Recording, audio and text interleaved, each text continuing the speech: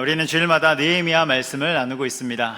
느헤미야 말씀은 무너진 성벽을 세워가는 그런 이야기가 되는 것이죠. 이 느헤미야 말씀을 대하면서 우리의 현실도 보게 됩니다. 우리의 삶에서도 무너진 영역들이 있죠. 그런 상황과 현실들, 또 가정과 관계들, 또 신앙의 영역들, 여러분 느헤미야 말씀을 따라가면서 우리 삶의 무너진 영역도 함께 재건되기를 소망합니다. 그래서 이 말씀을 들으며 하나님이 어떻게 우리의 삶을 이끌어 가실지 기대하며 소망하며 말씀을 따라오시기를 바랍니다. 오늘은 느헤미야서 3장 말씀인데요. 여러분 요즘 컴퓨터는 보안 프로그램이나 방화벽이 잘 되어 있는 것 같습니다. 과거에는 비교적 그러지 못했죠. 그래서 바이러스가 더 잘 침투한 것 같고 악성 코드도 더 잘 심겨진 것 같습니다. 그런데 만일 바이러스가 침투되면 어떻습니까? 컴퓨터가 그대로 먹통이 되죠. 데이터는 다 날아가고 가슴은 답답해지게 되는 것입니다. 그래서 컴퓨터를 잘 사용하는 것도 중요하지만 보안 프로그램, 또 방화벽 이런 것들을 잘 작동시키는 것이 중요하죠.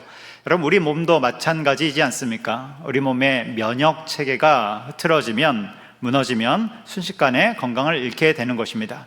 그때는 작은 균이나 어떤 먼지 같은 작은 일에도 질병으로 이어지게 되는 것이죠. 고대 시대의 성벽은 이와 같은 방어벽 또 면역 체계와 같은 것입니다. 그런데 이스라엘 백성들은 지금 어떤 상황입니까? 모든 이 체계가 무너진 것이죠. 그래서 지금 적들의 공격에 취약한 상태이고 굉장히 위기의 상황입니다. 이런 상황 속에서 이제 성벽 공사가 시작되는데요. 그런데 오늘 본문을 읽어보면 분위기가 좀 다릅니다. 분위기가 좀 이상해요. 공사에 참여한 사람들의 명단들이 쭉 나오는데요. 읽어보면 모든 공사가 완료되었음을 보게 되는 것이죠. 아니 우리가 지난주까지 살폈는데 그러면 이제 나와야 될 부분은 공사가 어떻게 시작됐고 진행되어야 되는지가 나와야 될 것 같은데 그 이야기는 다음 장인 4장부터 나오고 오늘 본문에는 결론이 나오는 것입니다. 그래서 어떻게 완공이 되었는지, 누가 그 일을 담당했는지 그 이름들이 나오는 것이죠. 그렇다면 왜 결론부터 나왔을까? 이 부분은 설교 말미에 살펴보려고 합니다. 그래서 오늘 본문을 보면 성벽이 재건되는데 누가 공사를 담당하였고 또 어느 부분을 담당했는지 그것이 기록되어져 나오는 것이죠. 그래서 일종의 결과 보고서와도 같은 것입니다. 그래서 이 결과 보고서를 쭉 읽고 있노라면 몇 가지 특징들이 나오는데 첫 번째 특징은 양문에서부터 공사가 시작되었다는 것이죠. 양문에서 시작되었다. 1절에 보면 그 이야기가 나오는데요. 우리 1절 말씀 같이 읽어보도록 하겠습니다. 그때 대제사장 엘리야십이 그의 형제 제사장들과 함께 일어나 양문을 건축하여 성별하고 문짝을 달고 또 성벽을 건축하여 한메아 망대에서부터 하나넬 망대까지 성별하였고. 아멘. 여기 보면 양문을 건축하여 성별하고 제일 먼저 양문을 건축했다는 것이죠. 1번으로 건축했다는 것입니다. 그리고 성별했다는 것은 하나님께 바쳤다는 것이고 하나님께 감사 예배를 드렸다는 것입니다. 여러분 당시에 공사 방식을 보면 10개의 문을 중심으로 공사를 진행합니다. 우리 그림을 한번 보여주시겠어요? 여기에 보면 10개의 문이 나오죠. 그리고 이 10개의 문을 중심으로 각 구역에서 동시에 공사가 진행됩니다. 다 같이 공사를 하는 거예요. 그런데 다 같이 공사를 하기 전에 1번으로 건축된 곳이 있는데 그것이 맨 위에 있는 양문, 예루살렘의 북동쪽에 있죠.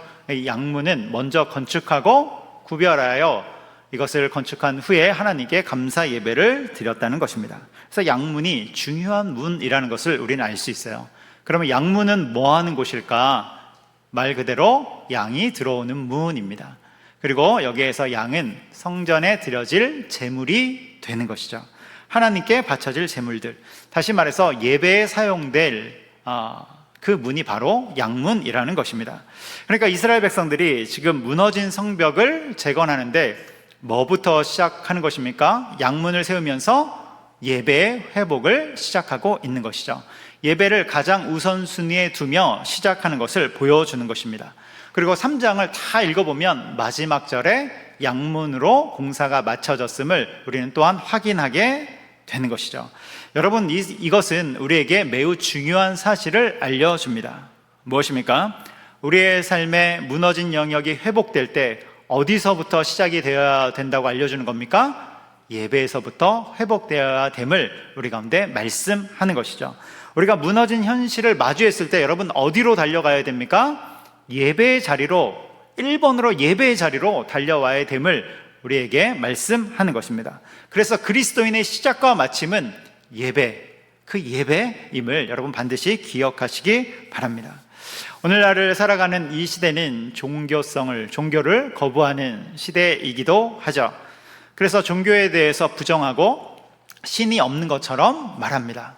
유물론과 무신론이 시대를 이끌어가고 있는 것이죠. 그런데 여러분, 하나님을 거부한다고 해도, 그렇다고 해도 인간 안에 있는 종교성이 사라지는 것은 아닙니다. 왜냐하면 하나님이 인간을 만드실 때 그 안에 종교성을 탁 하고 탑재해 두셨어요. 그래서 언제든 하나님을 찾게 되어 있는 것입니다. 그러니까 하나님을 거부하고 떠난 인간들은 어떻게 됩니까? 공허하죠. 외롭죠. 여러분, 거기는 하나님만 채울 수 있는 그 영역이기 때문에 하나님을 떠난 인간들은 다른 것으로 채우려 하지만 절대로 채워지지 않는 것입니다. C.S. 루이스는 그의 책에서 이렇게 말하는데요. 첫 번째 것을 첫 번째 자리에 두면 두 번째 것은 덤으로 따라온다. 그러나 두 번째 것을 첫 번째 자리에 두면 둘 다 잃어버린다. 여러분, 이 말을 기억하시기 바랍니다. 무슨 말씀입니까? 무슨 이야기입니까? 삶의 순서를 잘 정하라는 거예요. 삶의 순서를 잘 정하라. 좀 극단적으로 말하면 순서를 잘 정하는 것이 인생의 모든 것이다, 이렇게까지 말할 수 있는 것이죠. 여러분, 무엇 때문에 분주하십니까? 여러분의 성벽을 무엇으로 쌓고 있습니까? 여러분, 가장 본질적인 것, 양문으로 상징되는 그 예배의 벽돌을 쌓는 것, 여러분 이 일을 가장 중요하게 여기시기를 바랍니다. 가인과 아벨의 이야기를 우리는 잘 알고 있어요. 가인과 아벨이 다른 길을 걷지 않습니까? 여러분, 가인과 아벨의 차이가 어디에서 납니까? 출생의 차이입니까? 한 사람은 형이고 한 사람은 동생이기 때문에 갈라진 것입니까? 아니면 직업의 차이입니까? 한 사람은 농사를 짓고 한 사람은 양을 치기 때문에 이들의 삶이 갈라진 것입니까? 아니면 외모의 차이입니까? 외적인 부분입니까? 아니요. 우리는 창세기 4장 말씀을 통해서 예배의 차이임을 알고 있는 것이죠. 아브라함도 마찬가지입니다. 우리가 요즘 금요기도에서 아브라함의 이야기를 보고 있는데요. 아브라함의 특징 중에 하나가 그가 가는 곳마다 단을 쌓고 가장 먼저 하나님 앞에 예배드렸음을 우리가 보게 되는 것이죠. 창세기 13장 18절에 보면 이렇게 말씀하는데요. 같이 읽어보겠습니다.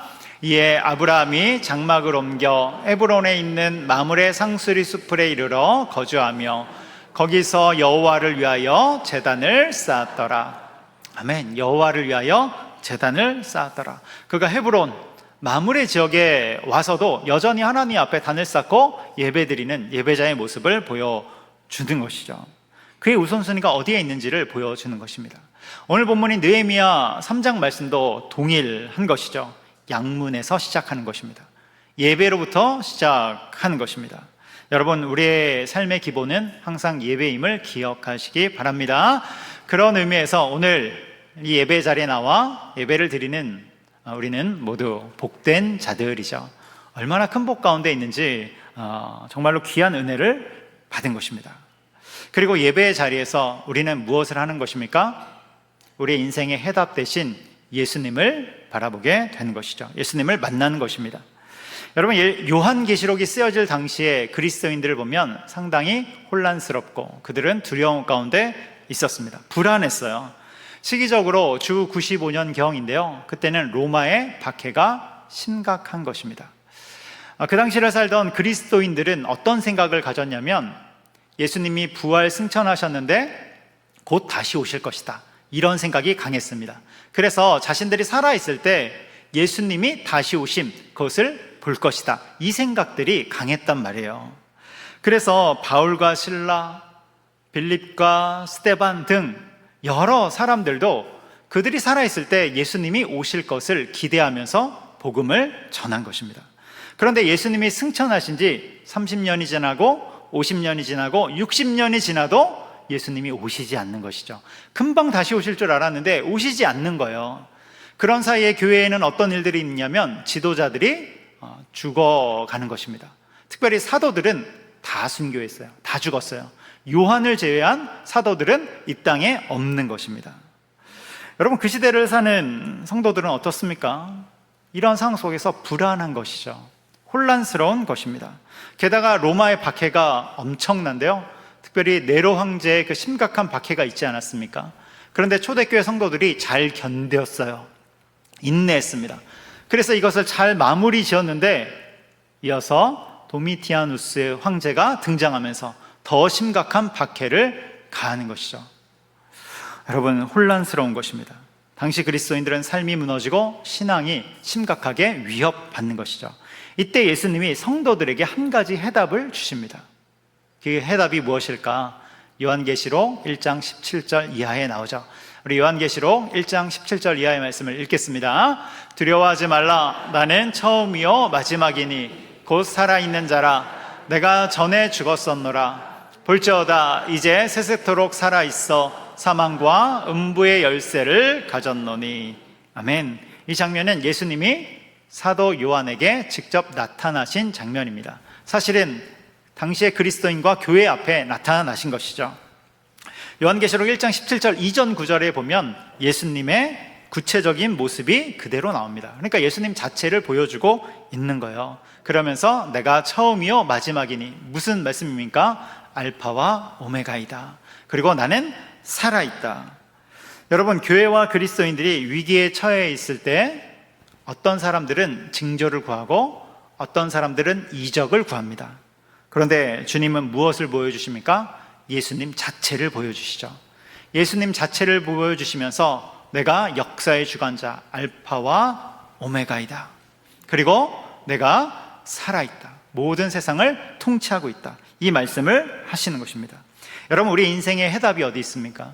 우리 인생의 해답. 여러분, 답을 어디서 찾으십니까? 우리의 모든 인생의 해답은 예수 그리스도, 우리 주님께 있음을 믿으시기 바랍니다. 그래서 우리는 오늘도 예배를 드리면서 무엇을 하는 것입니까? 우리의 인생의 키를 쥐고 계신 예수님 앞에 나아가는 거예요. 예수님 앞에 더 깊이 나아가는 것입니다. 다른 곳에서 답을 찾으려고 하는 자들은 어리석은 거예요.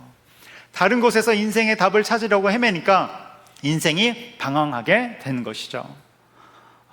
우리의 목마름을 채워줄 생수는 예수 그리스도, 우리 주님께 있는 것입니다. 특별히 예배를 드리면서 우리 예수님 앞에서 인생의 답과 인도하심을 발견하시기를 축복합니다. 그런 의미에서 예배에 나온 우리 모두는 복된 사람들이라니까요. 여러분, 이 예배 자리는 귀한 자리입니다. 그렇다면 우리는 예배에 나온 것도 귀하지만 우리가 이곳에서 해야 될 것은 신령과 진정으로 주님 앞에 예배 드리는 것이죠. 신령과 진정으로 예배 드림. 여러분, 그렇게 예배 드린다고 했을 때 우리가 가져야 할, 우리가 구별해야 될 것이 있습니다. 몇 가지를 구별해야 되는데요. 첫 번째는 몸의 구별입니다. 몸의 구별. 여러분, 주일 예배를 잘 드리기 위해서 간단하게 생각하면 예배를 잘 드릴 몸의 컨디션을 만드는 것이 중요합니다. 예배를 잘 드릴 수 있도록 몸을 잘 관리하는 게 중요하죠. 제가 과거에 청년부 사역을 했을 때 어떤 청년들은 설교가 시작됨과 동시에 잠을 잡니다. 희한하게 설교가 시작되면 그때부터 잠을 자요. 여러분, 하나님이 사랑하는 자에게 잠을 주신다 말씀하셨기 때문에 그들이 잠을 자고 있는 걸까요? 그런 게 아니라 전날 밤을 새고 온 것입니다. 밤을 새고 온 거예요. 여러분, 청년들이 정말로 전날인 토요일에 얼마나 놀고 싶겠습니까? 그래서 어떤 청년들은 밤새 게임하느라 밤을 새우고 오고, 또 미디어와 각양의 이유로 잠을 안 자고 오는 것이죠. 그러니까 예배가 탁 시작되고 설교가 시작되면 딥슬립을 하는 것입니다. 깊이 잠을 자요. 아무리 종을 치고 깨워도 여러분 안 일어납니다. 못 일어나요. 그래서 토요일 전날 밤부터 컨디션을 잘 관리하라고 강조했던 기억이 있습니다. 여러분, 예배를 잘 드리기 위해서는 일단 몸을 잘 관리해야 돼요. 예배를 잘 드릴 수 있도록 우리의 몸을 구별해야 되는 것입니다. 두 번째는 시간의 구별이죠. 시간의 구별. 여러분, 예배 시간보다 조금 일찍 오셔서 기도로 준비하시기를 바랍니다. 5분, 10분 일찍 오셔서 기도로 준비한다면 우리는 훨씬 더 깊은 예배를 드릴 수 있는 것이죠. 그런데 어떤 분들은 일찍 오기는 하는데 와서 옆 성도님들과 교제하고 떠들고 대화한다면 여러분, 그것은 일찍 온 보람이 없는 것이죠. 우리는 가볍게 인사 정도 하고 예배 전에는 기도하면서 내 자신을 구별하고 준비하는 것입니다. 세 번째는 태도의 구별이죠. 태도의 구별. 여러분, 예배를 드릴 때 구경꾼의 자세가 아니라 헌신자의 자세로 예배를 드리는 것입니다. 어떤 분들은 마치 관객이 되어서 예배를 평가하기도 합니다. 오늘 예배는 5점이야, 오늘 예배는 7점이야, 이렇게 평가하는데요. 여러분, 예배에 관객이 있다고 하면 예배의 관객은 오직 하나님 한 분뿐임을 우리는 기억해야 되는 것입니다. 이것을 이사야서 1장에서 뭐라고 말씀하냐면 성전에 와서 마당만 밟고 가는 자들이다, 이렇게 말해요. 여러분, 성전에 왔으면 마당만 밟는 것이 아니라 성전 안으로 들어와야겠죠. 안으로 들어와서 주님을 경배하고 예배해야 되는 것입니다. 여러분, 이러한 예배자의 태도를 갖고 하나님 앞에 신령과 진정으로 예배하시기를 바랍니다. 그렇게 우리의 삶의 가장 1번의 자리, 예배가 되도록 하는 우리가 되기를 소망합니다. 여기까지가 오늘 말씀의 첫 번째인 예배의 영성입니다. 예배의 영성. 이제 두 번째를 볼 텐데요. 두 번째는 하나님의 중심축입니다. 하나님의 중심축. 우리 20절에 보면 어떤 한 인물이 소개되어 나와요. 우리 20절 같이 읽겠습니다. 그 다음은 삽배의 아들 바룩이 한 부분을 힘써 중수하여 성구비에서부터 대제사장 엘리야십의 집문에 이르렀고. 아멘. 여기 보면 바룩이라는 사람이 나오는데, 이 바룩은 샘문, 10개의 문 중에 샘문이 있어요. 그 샘문의 어느 한 부분을 담당한 것입니다. 그런데 그가 중수했는데 어떻게 중수했다고 나와요? 힘써 중수하였다, 이렇게 나오는 것이죠. 여러분, 느헤미야서 3장을 읽어보면 힘써라는 말은 여기 한 번 나옵니다. 다른 곳에서는 안 나오는 것이죠. 당시 이스라엘 백성들이 모두 다 사명감을 갖고 수고하며 성벽을 재건했을 것입니다. 그런데 특별히 하나님은 바룩에게는 힘써서 중수했다, 이렇게 콕 집어서 설명을 해주고 계신 것이죠. 여기서 힘써라는 단어를 원어로 보면 불타오르다, 열정을 쏟아내다, 그런 뜻을 갖고 있는 거예요. 그러니까 누구보다도 열정적으로 충성한 것이죠. 여러분, 워라벨이라는 말을 잘 알고 있을 것입니다. 워라벨은 워크, 일과 라이프, 삶의 밸런스, 균형이 중요하다는 그런 말이 되는 것이죠. 그래서 오늘날을 살아가는 현대인에게 중요한 가치입니다. 일과 삶의 균형을 이루는 것. 각자의 사정은 다르겠지만 워라벨을 잘 지켜서 삶의 균형을 가져가려는 시도는 좋은 흐름이죠. 그런데 여러분, 문제는 교회 생활에서도 워라벨을 가져가려는 분들이 있다는 것입니다. 그러니까 하나님의 일과 개인의 일을 딱 놓고서 저울질하는 그런 것이 있다는 것이죠. 이것에 대해 좋은 것이 있어서 인용하여 말씀을 드리려고 합니다. 여러분, 어렸을 때 시소를 타보셨을 거예요. 시소. 어렸을 때만 탑니까? 지금도 놀이터 가면 한 번씩 앉아보곤 하죠. 그런데 시소는 가운데 중심축이 있고 그리고 대가 탁 있어서 양쪽에서 똑같은 힘으로 누르면 균형을 이루게 됩니다. 그런데 신앙생활을 시소라고 했을 때 하나님은 가운데 있는 이 중심축을 때때로 옮길 때가 있다는 거예요. 옮기실 때가 있어요. 그래서 하나님이 이 중심축을 오른쪽으로 옮기면 여러분, 오른쪽이 짧아지잖아요.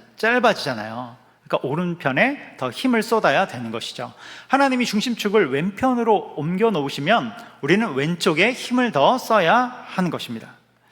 가령 영적인 문제가 생겨버리면 여러분, 그때부터는 온 힘을 다해 어디에 힘을 쏟아야 됩니까? 예배의 자리에 나오는 것을 힘을 쏟아야 되는 것입니다. 예배에 힘을 쏟아야 되는 거예요. 또 어떨 때는 기도에 더욱 전력해야 될 때가 있는 것이죠. 학생이라면 기도하며 공부에 힘을 쏟아야 될 그런 때가 있는 것입니다. 또 어떨 때는 운동과 건강에 힘을 쏟아야 될 때도 있는 것이죠. 여러분, 교회도 마찬가지입니다.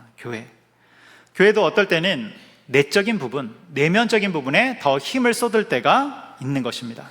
우리 교회로 따지면 대그룹, 중그룹, 소그룹에 지금까지 힘을 쏟아 온 것이죠. 이것을 통해서 교회의 내적 기둥을 튼튼하게 세워 나간 것입니다. 그런데 어떨 때는 교회의 외적 부분, 선교와 전도와 복음 전파에 힘을 쏟아야 될 때가 있는 거예요. 우리 교회로 따지면 이제 내년도 우리 교회의 중심축은 선교와 복음 쪽으로 더 이동을 할 것입니다. 확장이 되는 것이죠. 물론 우리 교회는 계속해서 대그룹, 중그룹, 소그룹을 중요하게 가져가고 또 선교와 복음 전파도 지금까지도 중요하게 가져갔습니다. 그런데 중심이 이동된다는 거예요. 중심이 이동되는 것입니다. 하나님은 때를 따라 신앙의 중심축을 옮기시죠. 우리 인생의 중심축도 옮기십니다. 그러면 우리는 그것을 잘 따라가야 되는 거예요. 여러분, 또 뭐가 있습니까? 우리 인생에 집중적으로 자녀들을 돌봐야 될 시기가 있어요. 특별히 자녀가 어리면 그렇죠. 또 직장 생활을 잘 감당해야 될 때가 있고 또 모든 것을 잘 정리하며 간수해야 될 때도 있는 것입니다. 여러분, 하나님이 우리를 어디로 인도하고 계신지 잘 분별하고 따라가시기를 바랍니다. 오늘 본문에 나오는 바룩이 그러한 자이죠. 하나님의 중심축이 어디 있는지를 보면서 그것을 따라 열심으로, 열정적으로 충성한 인물이 되는 거예요. 그런데 여러분, 이와 반대되는 사람도 있어요. 반대되는 사람도 있어요. 성벽이 건축되니까 모든 이스라엘 백성들이 다 힘써 중수할 것 같지만 아니라는 것입니다. 그렇게 하지 않은 자들도 성경에 기록되어져 나오죠. 5절에 보면 그들이 나오는데요, 5절 같이 읽어보도록 하겠습니다. 그 다음은 드고아 사람들이 중수하였으나 그 귀족들은 그들의 주인들의 공사를 분담하지 아니하였으며, 여기에 보면 이름이 나오죠. 드고아의 귀족들, 그들은 공사를 분담하지 않았다. 성경에 기록되는 것입니다. 안타까운 기록이고 수치스러운 기록이죠. 여러분, 하나님의 중심축이 옮겨갈 때 그것을 잘 분별하며 따라 옮겨가시기를 바랍니다. 그리고 그것에 우리의 사명을 주신 것을 기억하며 그곳에 힘을 쏟으며 나아가는 것입니다. 오늘 설교를 시작할 때 오늘 본문인 공사가 완료된 이야기다 말씀을 드렸습니다. 그래서 성벽 공사에 참여한 일꾼들, 그 공로자들, 그 자랑스러운 이름이 나온 것이죠. 그런데 오늘 본문의 위치가 굉장히 흥미롭지 않습니까? 느헤미야서를 읽어보면 아직 공사를 시작도 안 했는데 다 완공된 이야기, 결론부터 나온다는 것이 흥미로운 것이죠. 그렇다면 이유가 무엇일까? 왜 결론부터 나오는 것일까? 여러분, 이것을 단순하게 말하면 하나님은 한 사람 한 사람의 수고를 귀하게 여기신다, 이렇게 말할 수 있습니다. 여러분, 하나님은 다 보고 계십니다. 우리의 수고와 충성을 다 기억하고 계십니다. 여러분, 이 지점을 믿으시기 바랍니다. 올해 우리 교회가 60주년인데요 60주년에 올 동안 여러분, 우리 수고하신 성도님들, 우리 기도의 벽돌을 쌓고 충성의 벽돌을 쌓은 그 성도님들의 수고를 하나님이 기억하십니다. 여러분, 이 사실을 반드시 믿으시기 바랍니다. 느헤미야서를 읽어보면 명단들이 꽤 나와요. 이제 이후에 명단들이 나오고 에스라서도 마찬가지입니다. 명단들이 꽤 나옵니다. 그래서 1차 포로 귀한 자들의 명단, 2차 포로 귀한 자들의 명단, 이스라엘의 지도자들의 명단, 또 다른 명단들이 쭉 나오죠. 이들의 이름은 너무나도 귀중한 이름들입니다. 왜냐하면 포로 생활에서 돌아와서 이스라엘 공동체를 세운, 재건한 자랑스러운 이름들이기 때문에 그래요. 헌신자들이죠. 그런데 여러분, 이들이 돌아와서 이스라엘을 건설한다는 것은 상당한 결단이 필요했던 부분입니다. 쉽지 않은 일이에요. 왜냐하면 포로 생활을 마치고 돌아왔을 때가 70년이 지난 시점입니다. 그리고 나라도 바뀌었어요. 바벨론에서 페르시아로 바뀌었어요. 이 말은 더 이상 그 땅에 사는 이스라엘 백성들은 포로 신분이 아니라는 거예요. 70년이 지났기 때문에 그곳에 집 짓고 직장 갖고 안정된 삶을 살아가고 있다는 것입니다. 그런데 예루살렘으로 돌아오려면 이거 다 포기하고 돌아와야 돼요. 안정된 삶을 다 포기하고, 예루살렘은 어떤 상태예요? 황폐한 상태입니다. 성벽도 없어서 언제 적들이 쳐들어올지 모르는 불안한 상태입니다. 거기로 돌아와야 되는 거예요. 그런데 여러분, 이들이 돌아왔죠. 왜 돌아왔습니까? 하나님의 중심축이 예루살렘으로 이동했음을 알았기 때문에 그들은 그것을 따라 이동한 것입니다. 그리고 오늘 본문에 나오는 이 명단들은 하나님의 중심축을 따라 이동하여서 하나님 나라를 건설하는 자랑스러운 이름들이 되는 것입니다. 여러분, 하나님의 중심축이 이동될 때 자신을 거기에 따라 드리는 사람, 얼마나 근사한 사람들입니까? 여러분, 그러한 신앙이 우리의 신앙 되기를 주님의 이름으로 축복합니다. 하나님은 그들의 이름을 기억하시는 거예요. 그들의 명단을 기억하시는 것입니다. 여러분, 하나님이 때때로 우리의 인생 가운데서도 중심축을 옮겨가십니다. 또 사명의 축을 옮겨가시죠. 그때 그것을 따라 힘써 충성하는, 열정을 쏟아 충성하는 저 여러분 되기를 주님의 이름으로 축복합니다. 기도하겠습니다. 사랑하며 많으신 하나님 아버지, 우리의 삶의 중심축을 옮겨가실 때마다 우리도 그것을 따라 힘써 충성하는 귀한 주님의 백성들 되게 하여 주옵소서. 그것을 통하여 하나님과 하나님 나라를 함께 이루어가게 하시고 세워가게 하여 주시옵소서. 무엇보다도 하나님, 우리의 삶의 해답과 중심이 예수 그리스도께 있음을 고백하오니 주님 앞에 예배드리는 귀한 예배자로 살아갈 수 있도록 인도하여 주옵소서. 우리 평생 이 우선순위를 놓치지 않고 신령과 진정으로 예배하는 예배자들 되게 하여 주옵소서. 감사하며 예수님의 이름으로 기도합니다. 아멘.